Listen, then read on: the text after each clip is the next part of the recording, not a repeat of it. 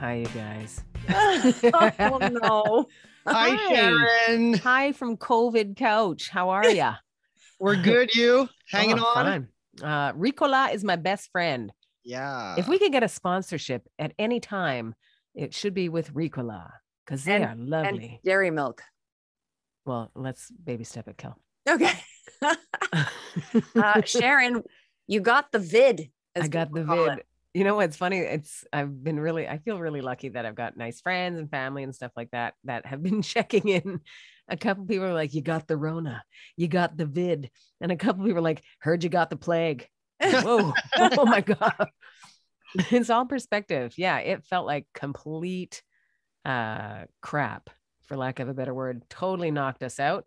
And I know I sounded Canadian when I said that. Out. No doubt. Yep. And there's no tracking it. It's like, it feels like the worst cold / flu, like the headache, the achiness, the runny nose, sneezing. My gosh, sneezing hurt like heck. But like I said before, there's no tracking it. Like, it's not like you're going to feel this now and, it's probably going to lift then and be a little bit better tomorrow. You start to think that and then it knocks you right down. COVID is the boss, period. And so how are we in the trajectory of this? Like, do we feel like we're heading out of the woods? Well, I don't want to speak too soon, but I feel good enough to do this conversation. I've taken the last 2 days off of work because I felt like a champion. On Monday, I tested positive on Saturday. Then on Sunday, felt kind of okay. Like, oh, this is a cold, I can manage.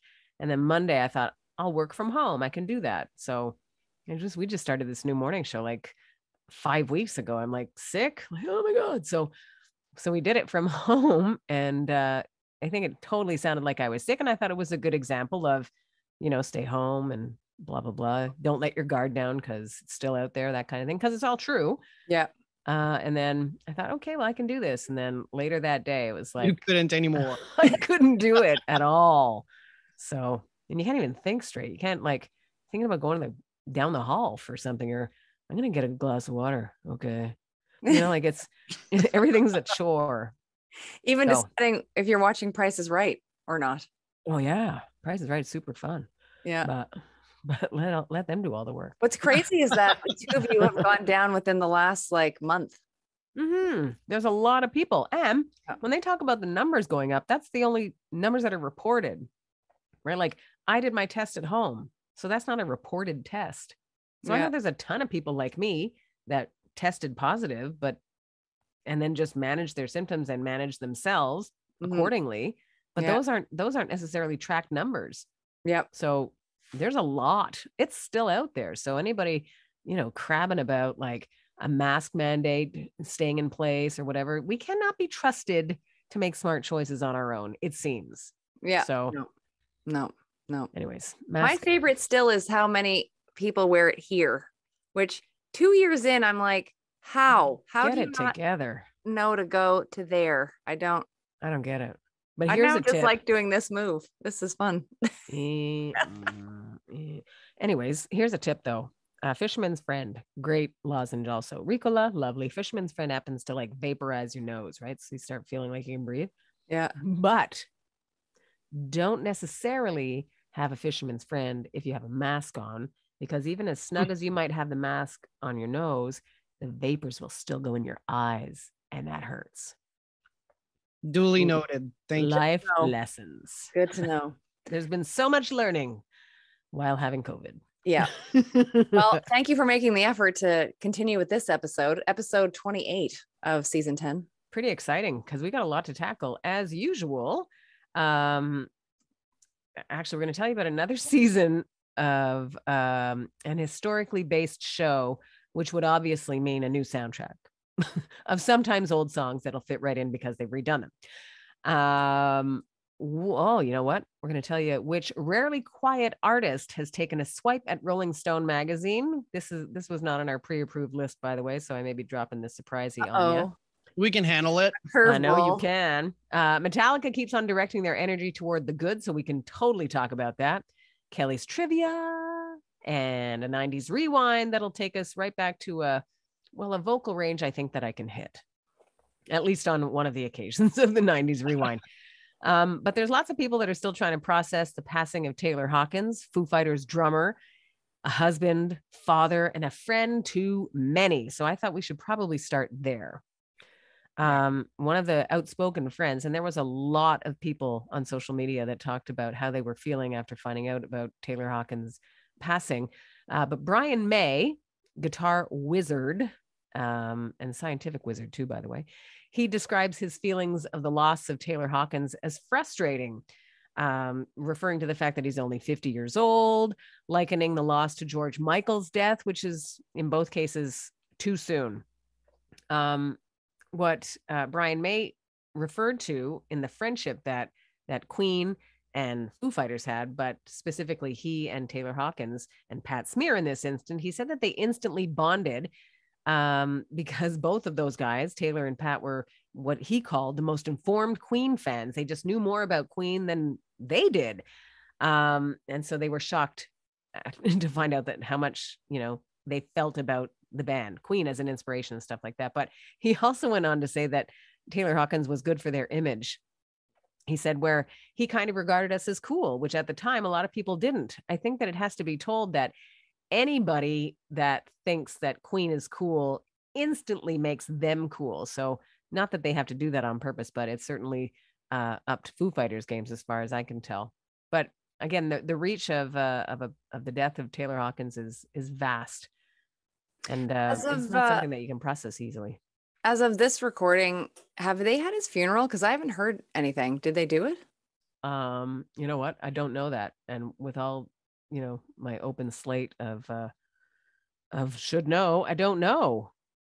By the time this show airs, I'm sure they will have done something. Because the last I heard was that after, I think, because I feel like it took several days for them to get him home to the States. For sure. Like, I guess they had to do, the autopsy and all that kind of stuff. So, so that was the last I heard, that his body had finally made it back to the States, but that was the last I heard. So, yeah, it's pretty wild. They might do just like a family funeral too, or they might postpone it for a bit. Like, the family obviously must be in ridiculous amounts of shock. So maybe they need time to cope before they think about the family too. Like, it's one thing for him and his own immediate family, and then his blood relatives, but his brothers and the Foo Fighters, and that family is far reaching too. When you think of not just your bandmates, but their families, because they spent so much time together, and the families of the people that make a Foo Fighters tour happen at all is also a huge number. So, and that's just that camp of people. But then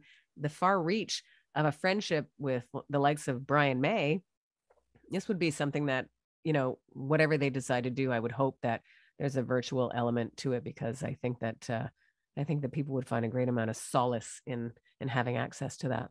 Well, I'm still like, it's, you brought up George Michael, and I'm still sad years later, this is like what, 6 years later, it will be later on this year, that his fans, and I know that his family's super private, like I get that. Sure. But I still think it was a huge, I'll call it a mistake. I really think they should have done something for the fans. Like, he has such ardent fans. Like, I was a mess for a week after George Michael passed away, and then months after, but for that first week, I just couldn't believe he was gone.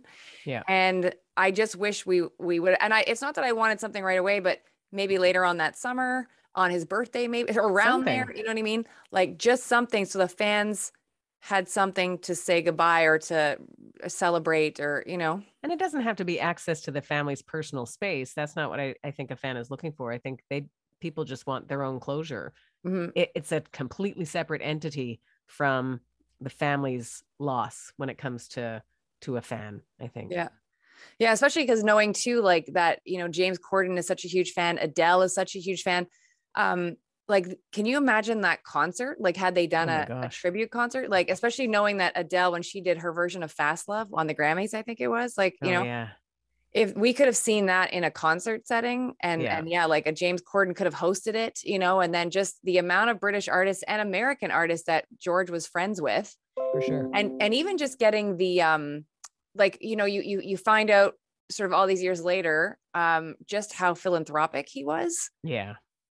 And like, even to have maybe some of the charities be there that he has helped, or, whatever, it would have been amazing. At this stage of the game, when even the COVID game, and George Michael's death is long prior to COVID, but to see how people had to figure out how to mourn the loss and celebrate the lives of people that they lost within the confines of, not being able to, gather, it seems like maybe something could still be done. Maybe someone has to take the initiative. Is there a block on something being done? I would hope that that's not the case. I think there is a block. Because I think there was, I will not, I'll say allegedly. But I remember hearing like a couple of years ago, I think just before COVID, that, something had been in the works, and then that got kiboshed, I believe, by the family. So, well, how can, no offense to the family, I appreciate what they're going through, but how can they stop people from gathering and playing his music? Could that be a thing?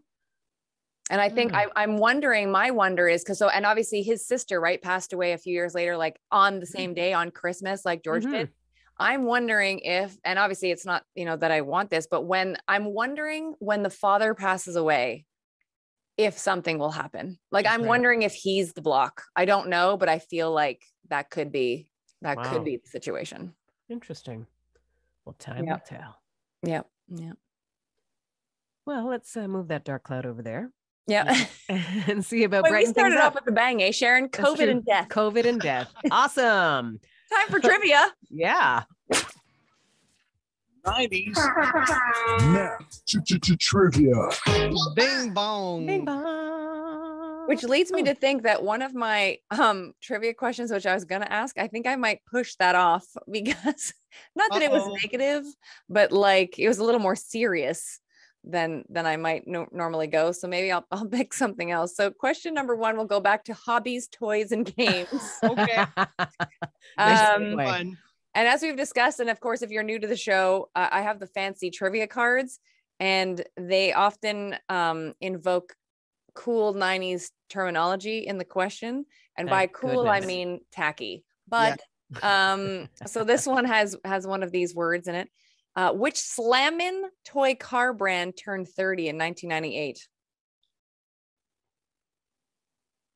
Well, that one there.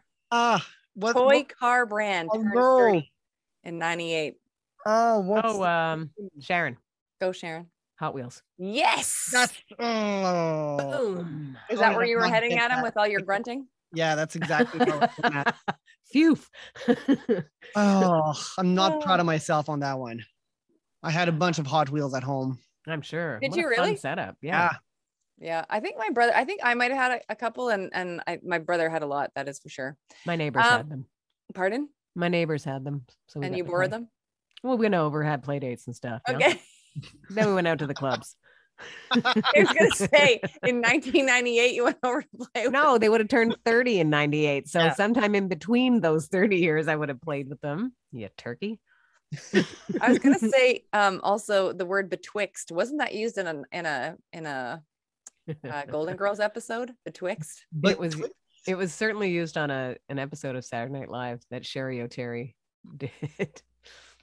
I love Sherry O'Terry. Oh my God, I'll find that and I'll see if I can post it. What's that girl doing? All right. Art and literature. Okay. Here we go. What was the pen name of the author who wrote "Oh, the Places You'll Go"? Sharon? Go, Sharon. A. Milne. Oh my God, no clue who that is, and also incorrect. But can you explain who that is? Yeah, the author of Winnie the Pooh. Okay, nice. No, Adam. Stephen King. I don't know. Oh, that would have been a good one. No idea. Dr. Stephen Seuss. King. It's not that, but that's how you pronounce his name, Adam. Oh, sorry, my bad. It's all good. Dr. Seuss. Yeah, sorry, I should have known that. I gifted that to somebody once. Did you really? Yeah. How did you get that wrong? I don't know. It's confusing my Seuss's and my poos. That's what happens. COVID, you confuse your poos. By the way, back to Sherry O'Terry for a second. Yeah, we've seen her the past couple of years on CNN's New Year's Eve extravaganza, because she's been on with Anderson Cooper and Andy Cohen as Barbara Walters. And it's been so funny. Like, it's worth, watching Anderson Cooper get drunk on TV is funny because he giggles like a little kid. But then Sherry O'Terry comes right at the right time with her Barbara Walters, and he giggles the whole time, and she's hysterical. So yeah. I'm glad you were working on your accent there, Sharon, because I have messages from fans. Rachel. Oh. So first of all, Rachel loving our last episode as per usual. So we're super grateful for Rachel. Thank you, Rachel. But we have, I need to give a shout out to Benjamin Kwan, who wrote, and I quote, "Thank goodness you three are back. With no show last week, I was going through some pretty bad withdrawals." Oh, sorry about that. That was my fault. Ben K, thank you. Where's Ben from? Q. Ben Q. Yeah. Oh, QUAN.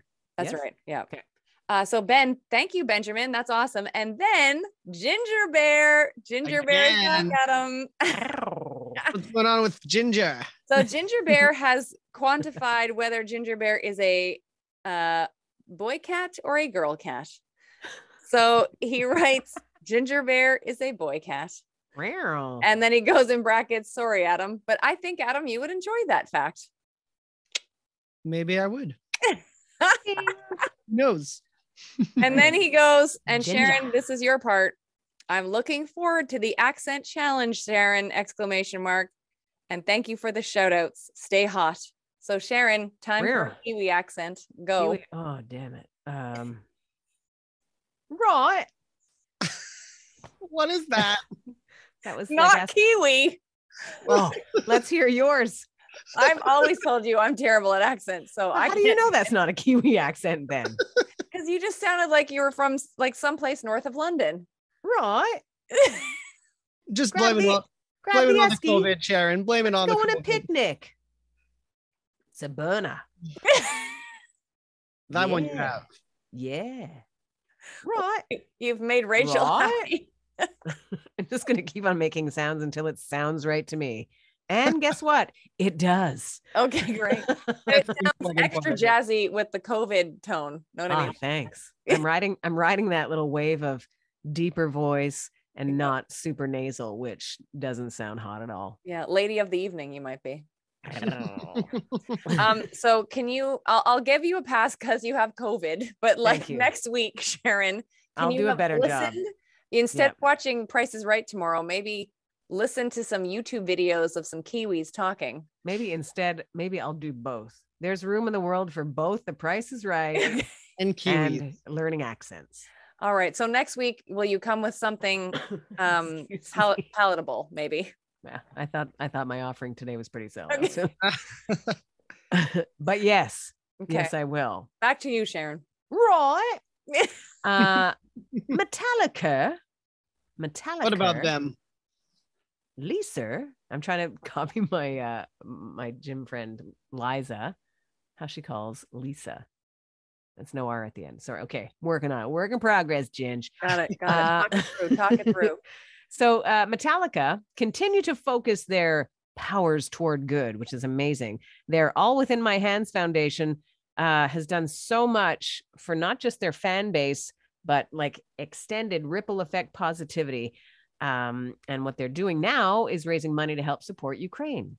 So what they've raised so far, $500,000. Not bad, right? But they're targeting 1 million to be raised by June. And they are working with the World Central Kitchen and chef Jose Andres and his dedicated efforts and cooks and what they do on the front lines in a humanitarian crisis that they describe as nothing short of incredible. So they said that they are inspired, humbled, and beyond proud to support their teams currently in 6 European countries, serving millions of Ukrainians who have been forced to leave their homes. So it's the World Central Kitchen that represents everything that Metallica and their All Within My Hands Foundation stand for by providing meals with dignity and hope worldwide. So most of that is a quote. I wanted to make it sound conversational, but all words chosen by Metallica. Fun fact also, Metallica do a thing with the San Francisco Giants every year. It's called Metallica Night. And that's where James and Kirk go and play the national anthem. Super cool. This year, they're going to have special guitars that they're going to be playing on, and then they're going to auction those guitars off. Also, that money will be going to help everything in the efforts in Ukraine. So more information can be found through Metallica's website or even through allwithinmyhands.org. The San Francisco Giants game is on May 24th.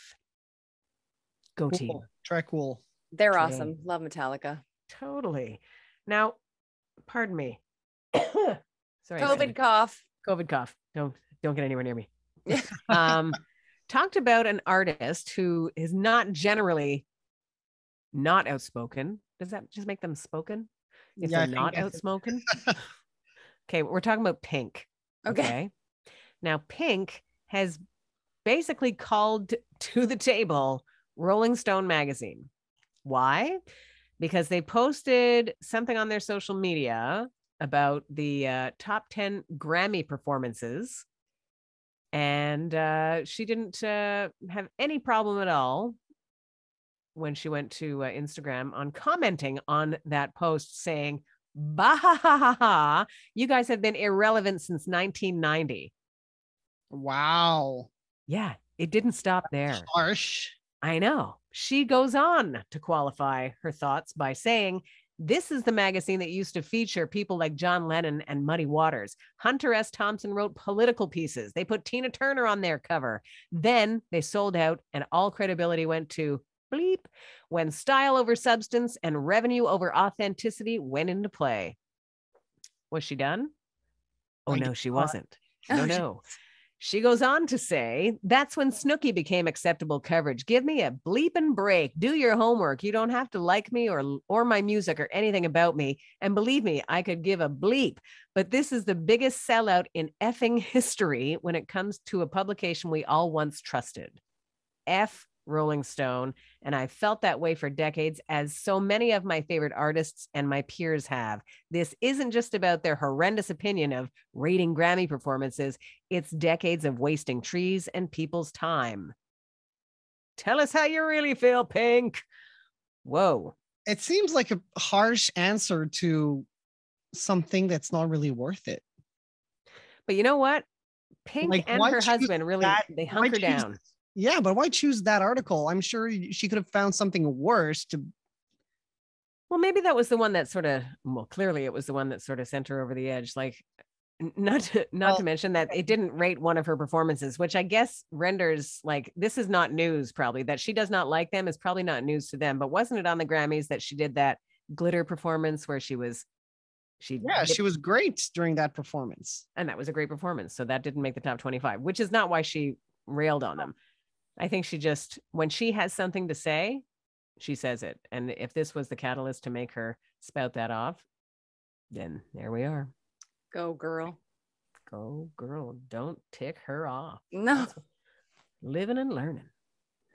What was the other thing we wanted to talk about? Well, I know you're getting to your rewind, but did you see the Alanis Morissette? Well, that's the next story. Because that was blown away, Sharon. Blown away. Did you watch it, Sharon? Adam? Yeah. I did not watch. Wait, what did I watch? The Alanis Morissette clip I sent you. I have not watched it yet.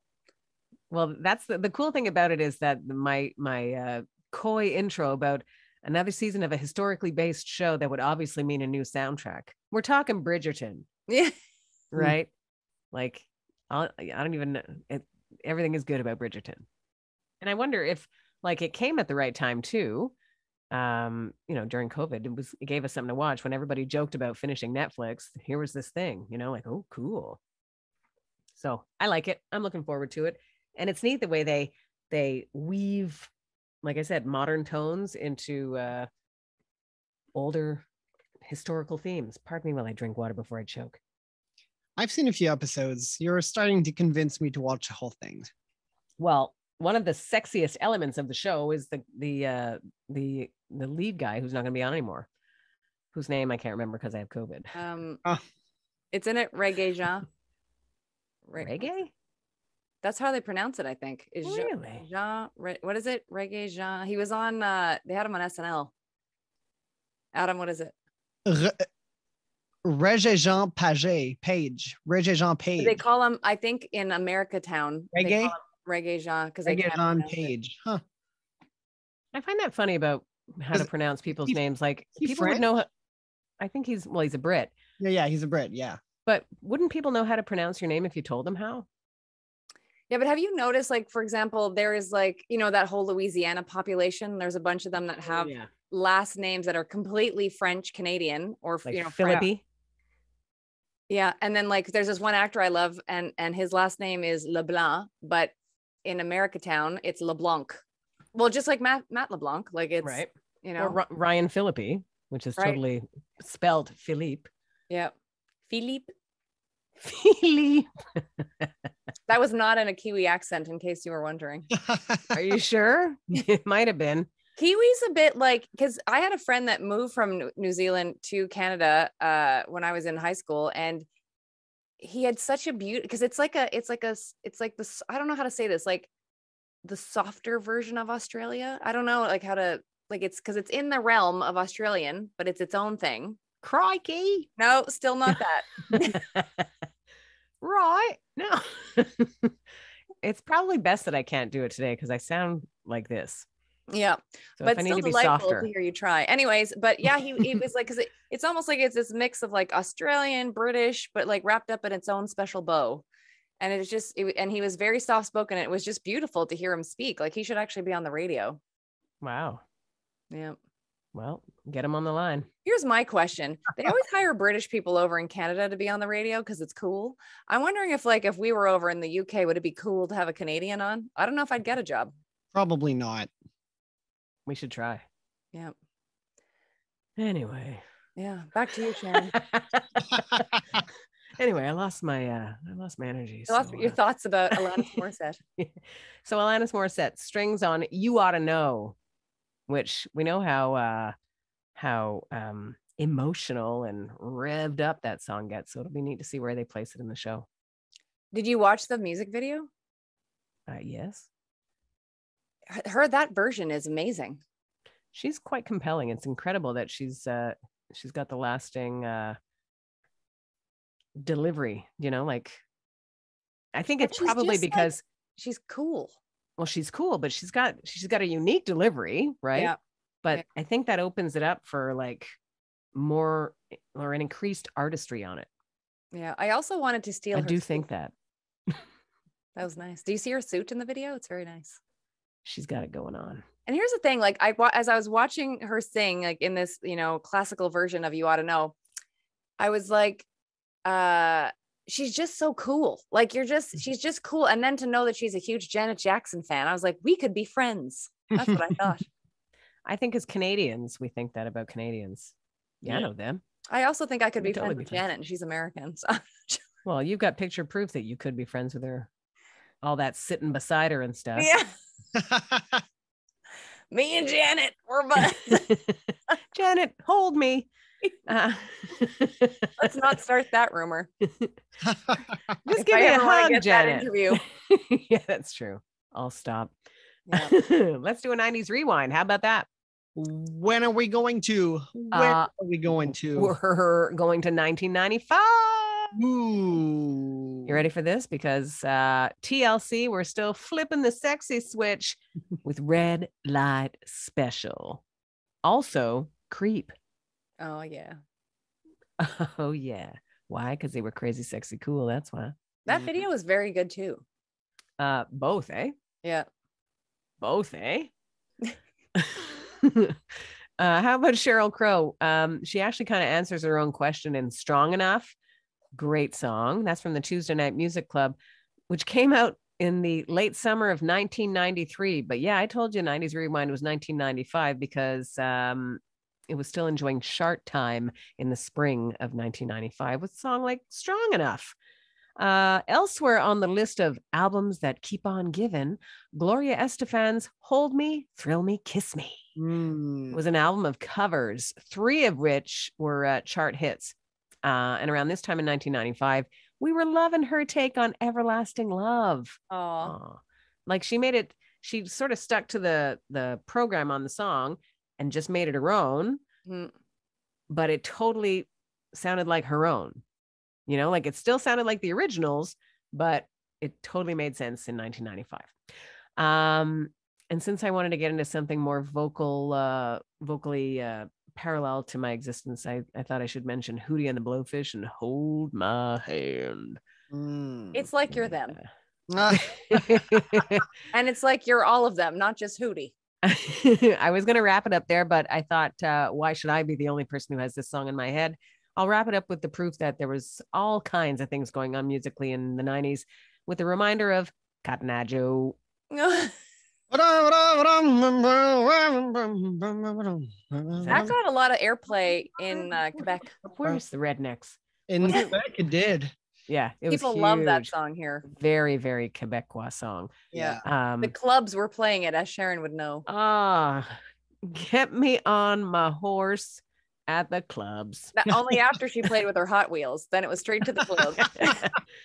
I managed my time as any normal human would in the 90s. That is your 90s rewind. Excellente. And before you wrap it up, Sharon, would you like one more kick at the can for Ginger Bear with a Kiwi business, or Kiwi? We're never getting there. Never say never. Next week, Sharon. We can do another show. It'll be great. I can't wait. I can't wait to hear you actually nail this next week. Like, no pressure, Sharon. I can't wait to hear me do that too. Very nice. Well, that's enough. That is enough. I'm going to stop talking now. Okay. Thank you, everybody. Starting with you two, of course, Kelly and Adam. Thank you very much. And thanks to everybody for finding us where it is that you do. We appreciate that. And then, getting in touch with us and letting us know how much you like this Kiwi accent in progress. We love it. Yay! Thank you for listening to 90s Now. Still happening.